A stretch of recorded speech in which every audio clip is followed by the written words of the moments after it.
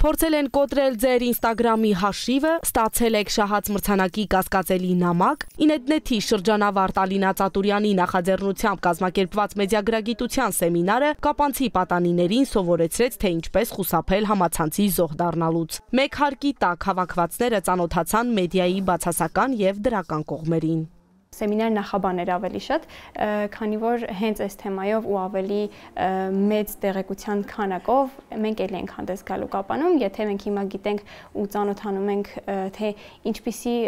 խաբեություններ են լինում, ինչպես խուսափել, ապա հաջորդ անգամ արդեն հստակ քայլերով կասենք ինչպես խուսափել եւ ինչպես զերծ մնալ այդպիսի բաներից։ Կապանցի երիտասարդների նախասիրություններին ու հետաքրքրություններին ծանոթ լինելով որոշվեց սեմինարը կազմակերպել Մարզկենտրոնում։ Մեդիագրագիտության թեմայով հանդիպումներ շատ են եղել, բայց միայն 16 տարեկան պատանիների համար նախատեսված դասընթացը շրջանավարտի առաջին փորձն է։ Ներկաները հնարավորություն ունեցան բացահայտելու ոլորտի գաղտնիքները։ Բժիշկ թե վարսահարդար կապ չունի, պարտավոր ես մեդիագրագետ լինել։ Սեմինարի մասին տեղեկացել եմ սոցիալական ցանցից եւ ընկերներից եւ կարծում եմ, որ բոլորը պետք է լինեն մեդիագրագետ, քանի որ 21-րդ դարում ժամանակակից տեխնոլոգիաները պահանջում են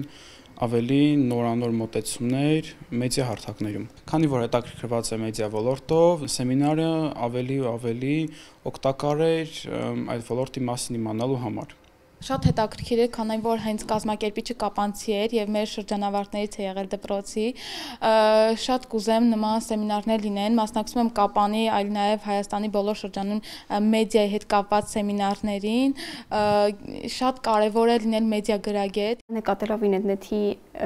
ակտիվությունը, ակտիվ կյանքը բավականին հաճելի էր ու այն հնարավորությունները, որ Ինետնեթը տալիս է, օրինակ այսպիսի նախաձեռնություններ